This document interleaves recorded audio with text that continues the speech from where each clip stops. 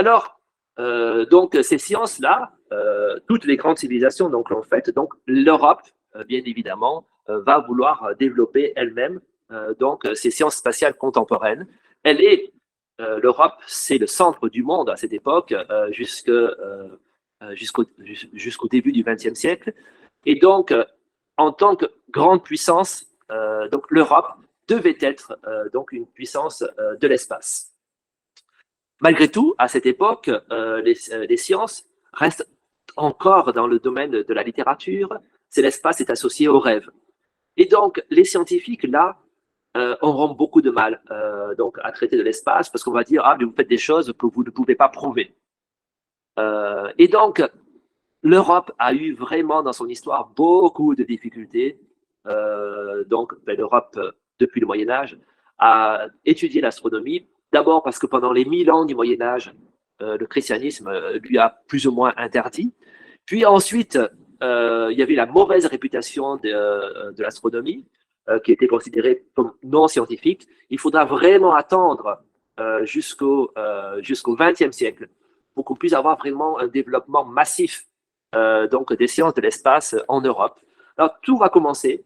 Donc c'est malheureusement le cas, c'est que c'est pendant les guerres que les sciences font les plus grands progrès.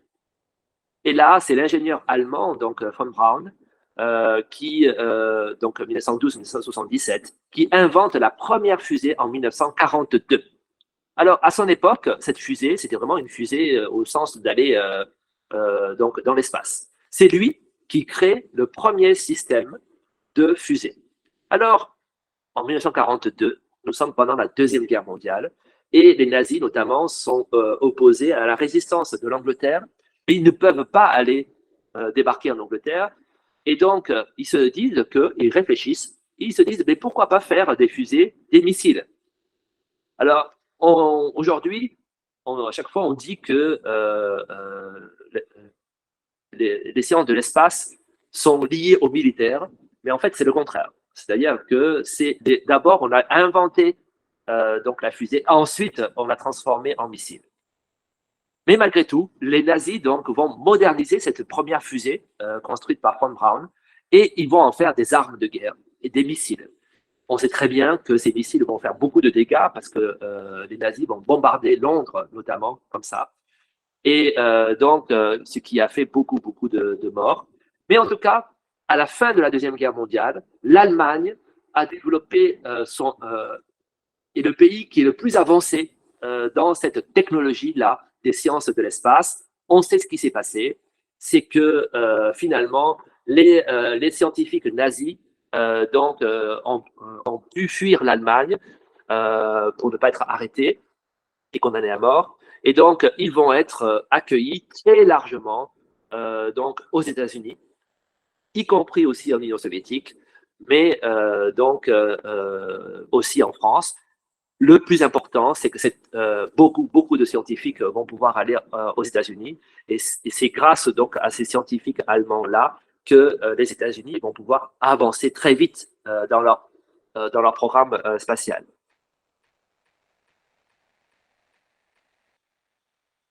Alors, le début en France. Alors, tout à l'heure, je vous ai dit que en Europe, c'est un Allemand, donc von Braun, qui a créé la première fusée. En France, il s'appelle Henri Moureux. Et donc, il a construit donc, la première fusée qui, là aussi, n'est pas militaire. C'est-à-dire que ce soit en Allemagne ou en France, le programme spatial était quelque chose de civil et qui n'était pas lié à l'armée. Et puis, finalement, donc, après, lui aussi, il a pu avoir accès, donc après la Deuxième Guerre mondiale, au programme militaire allemand et notamment donc aux travaux qui ont été, il faut le dire, hein, c'est-à-dire que l'armée française qui a envahi l'Allemagne à la fin de la Deuxième Guerre mondiale avec les Anglais, les Américains et les Russes, donc ils ont volé les travaux donc des nazis. Alors pourquoi? Notamment parce que tout à l'heure, je vous ai dit que, que les nazis donc, ont bombardé Londres, mais ils ont aussi bombardé Paris. Alors, Pas autant, bien évidemment, parce que la France a été battue très, très vite, mais donc les Français étaient très, très donc, curieux de savoir quelle était cette arme, donc les missiles, qui permettaient d'attaquer de si loin. Et finalement, là, le gouvernement français va envoyer des espions, donc des personnes, pour aller en Allemagne et chercher les secrets de ces missiles. Et c'est comme ça que, finalement, les Occidentaux et les Russes vont pouvoir développer leur propre programme, donc grâce donc à ces travaux développés d'abord en Allemagne. Donc après la guerre, la France est à reconstruire complètement et les gouvernements ne veulent pas dépenser autant d'argent dans un programme spatial. C'est-à-dire que les États-Unis peuvent développer un programme spatial parce qu'il n'y a pas eu la guerre donc sur leur sol donc les États-Unis sont riches après la guerre. Tandis que ce n'est pas le cas de la France. La France a été en grande partie, surtout le nord industriel, a été totalement détruite par la guerre. Et donc, le gouvernement français préfère utiliser l'argent pour donc reconstruire la France. Et à ce moment-là, le programme spatial donc n'est pas très important parce que en plus, le gouvernement se dit mais aller dans l'espace, c'est pas une priorité et les missiles ne nous servent à rien. Parce que si demain il y a une guerre, encore une fois, ce seront les Américains ou les Russes qui seront là. Donc, puisque la France a été battue, c'est pas ça le plus important. On va dépenser l'argent dans l'économie. Mais au début des années 50, les États-Unis et le Royaume-Uni se lancent dans un grand projet sur l'étude de la Terre et du Soleil. Et aussi en parallèle, donc les États-Unis et l'URSS se lancent dans un projet militaire qui étudie l'espace. C'est-à-dire qu'on va avoir un programme civil et un programme militaire donc de l'espace, dans lequel il y a d'un côté donc les États-Unis et donc les Anglais dans un programme civil, et de l'autre côté il y a aux États-Unis donc et en Union soviétique un programme militaire. On voit que tout de suite les Américains vont développer, sont les premiers à développer un programme civil et militaire de l'espace. Alors finalement, donc, à partir de 1957, la France se joint au programme d'études de la Terre et de l'espace proche lancé par les Américains et le Royaume-Uni.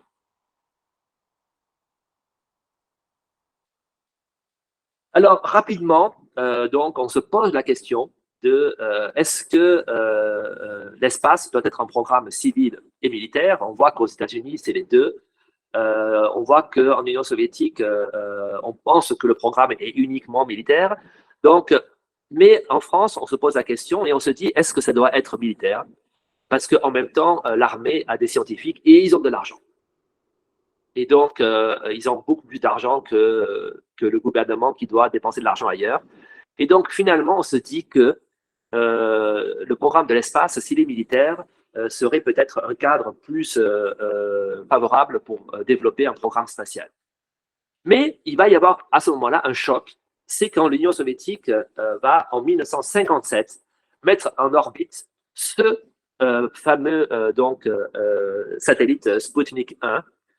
Et donc, l'URSS montre là sa suprématie technologique sur donc l'Occident. C'est-à-dire que l'URSS, donc l'Union soviétique, est la première qui envoie une machine dans l'espace.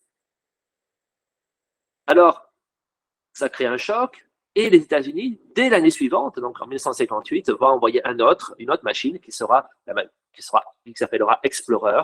En tout cas, à la fin des années 50, l'Union soviétique et les États-Unis ont un programme donc lié à l'espace.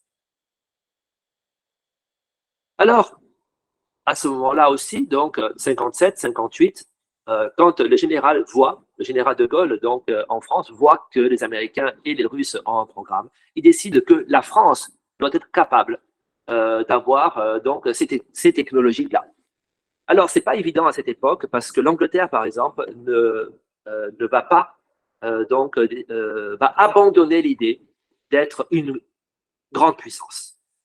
L'Angleterre, donc, à la sortie de la guerre, donc, a beaucoup de problèmes économiques. Et en plus, il y a l'époque de la décolonisation. Et donc, l'Angleterre se remet en cause et se dit, bon, nous ne serons plus donc une superpuissance. Maintenant, c'est le temps des États-Unis et le temps de l'Union soviétique. Et donc, l'Angleterre va se mettre donc aux côtés des États-Unis et va reconnaître les États-Unis comme étant la superpuissance occidentale. Mais la France n'accepte pas ça. Et le général de Gaulle pense que la France a la possibilité d'être la troisième grande puissance, et notamment grâce à deux sujets scientifiques, qui va être l'espace et le nucléaire. À ce moment-là, le général de Gaulle se dit, nous avons les capacités, nous aussi, d'avoir un programme nucléaire, donc d'armes atomiques et d'énergie nucléaire. Et la France a les capacités aussi de développer un programme lié à l'espace et d'être la troisième superpuissance à égalité avec les Américains et les Soviétiques.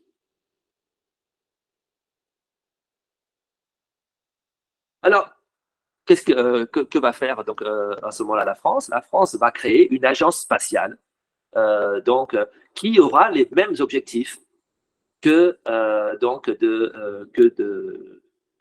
fait. Donc, c'est de lancer aussi un satellite, une première machine dans l'espace, donc comme l'ont fait déjà les Américains et les Russes. Alors, donc, finalement, en 1961, on commence à expérimenter, donc la même année, les premières petites fusées françaises qui peuvent décoller alors qu'ils ne vont pas très loin. Mais on montre que, avec cela, on montre que la France a les moyens de maîtriser cette technologie. Mais grâce aux premières fusées qu'envoie la France, même si ce n'est pas extrêmement, on n'est pas extrêmement choqué par ce que fait la France à ce moment-là, parce que les États-Unis et les Russes font des choses bien plus importantes. Mais la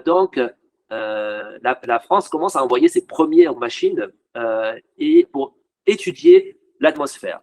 Et c'est la France qui va découvrir ce qu'on appelle aujourd'hui la turbopause. Alors, qu'est-ce que c'est que la turbopause? C'est l'extrême limite de l'atmosphère de la Terre, c'est-à-dire où l'atmosphère donc s'arrête avant que commence l'espace, avant que commence le vide. Ça, c'est une découverte de la France. Alors, c'est pas un acte militaire, c'est pas un acte extraordinaire, mais c'est un acte scientifique qui montre que la France a ces capacités-là, et le monde commence à voir la France comme étant une puissance scientifique, et qu'elle est restée une puissance scientifique.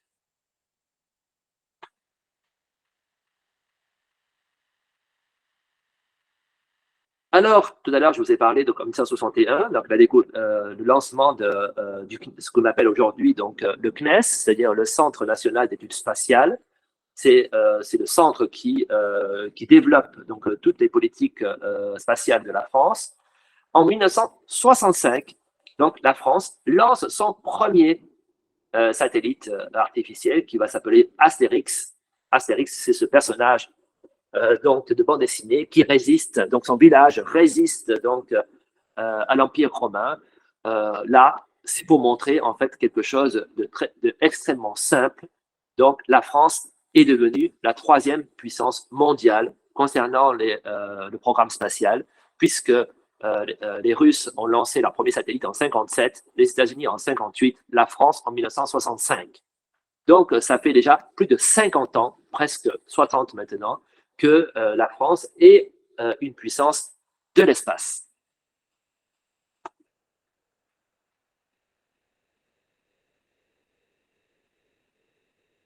Malgré tout, ce qui va faire la particularité du développement de la France, malgré tout, la France sait très bien qu'elle n'a pas les moyens financiers américains ou soviétiques vous savez que l'argent mis dans l'armée américaine est gigantesque, puisque le budget militaire américain est presque aussi grand que tous les autres budgets du monde, presque, en tout cas des chiffres officiels.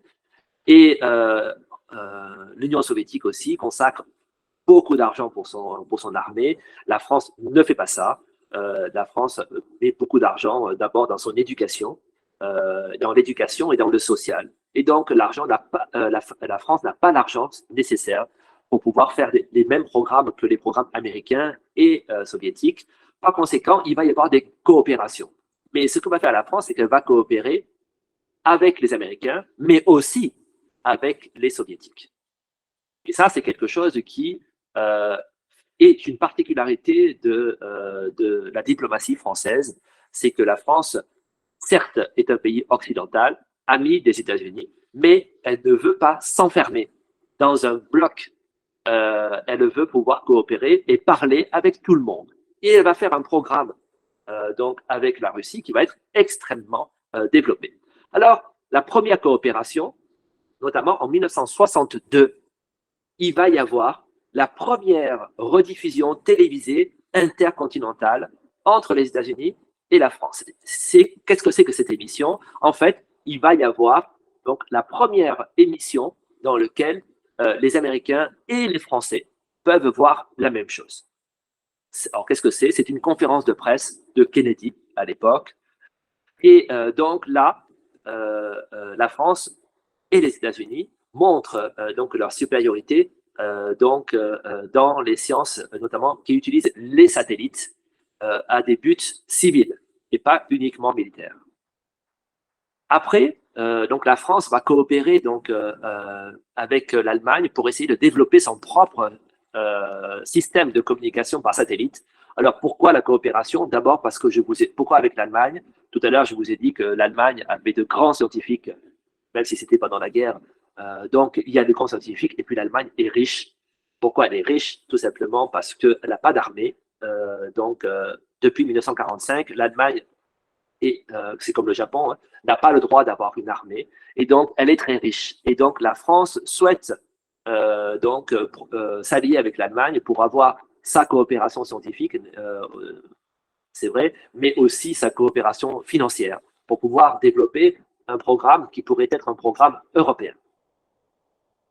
Alors en 1986, donc on est donc plus de 20 ans plus tard, la France va, grâce à son satellite SPOT, cartographier et photographier la Terre. C'est le satellite à l'époque le plus moderne au monde dans cette compétence de cartographier et photographier la Terre. Aujourd'hui, vous savez que grâce à Google, vous pouvez voir ce qui se passe dans le monde entier. Vous pouvez, grâce à des satellites, voir un peu ce qui se passe dans votre village en France ou dans un village en Afrique, parce que les satellites peuvent zoomer et voir ce qui se passe sur le sol. Avant Google, c'est la France, donc grâce à son satellite SPOT, qui a découvert cette technologie-là et qui a été la plus moderne à son époque. Ensuite, l'autre point fort de la France, c'est l'océanographie, les océans et le climat.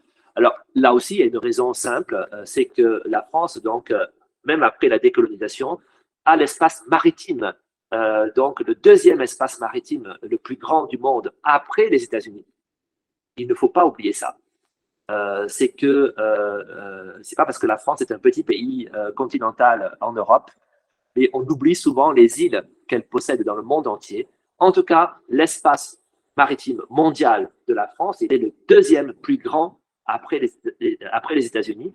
Donc, la France va beaucoup développer de compétences grâce à ces îles. Elle y envoie des scientifiques qui vont étudier les mers et les océans dans le monde entier.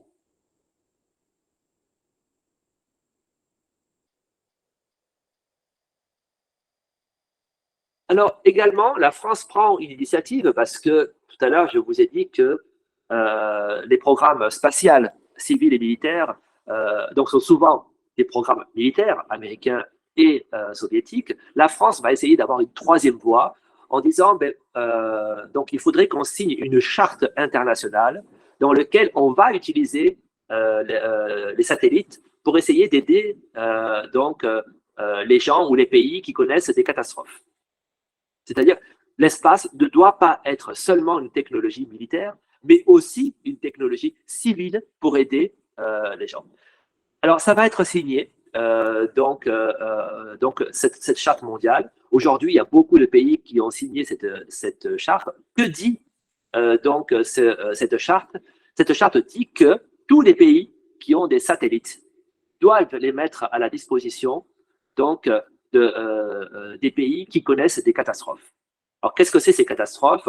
C'est écrit donc dans le schéma en rouge à gauche, les inondations, les cyclones, ouragans, les volcans, les glissements de terrain. À chaque fois qu'il y a des grandes catastrophes, notamment des catastrophes naturelles, donc les pays qui ont des satellites doivent tourner leurs satellites et offrir le service de leurs satellites pour aider les gouvernements ou les ONG qui envoient des gens sur place pour aider la population qui connaissent cette catastrophe. C'est une initiative donc de la France. Alors, la France, comme je disais tout à l'heure, n'a pas l'argent suffisant donc pour développer. Elle a le savoir, mais elle n'a pas l'argent.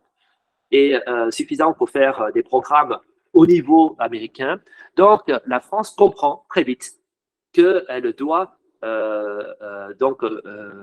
convaincre les États européens de pouvoir s'allier pour essayer d'avoir une agence européenne de l'espace, parce que l'Europe, elle, aurait les capacités financières et scientifiques de pouvoir développer des programmes qui soient de même niveau que les Américains ou les Soviétiques.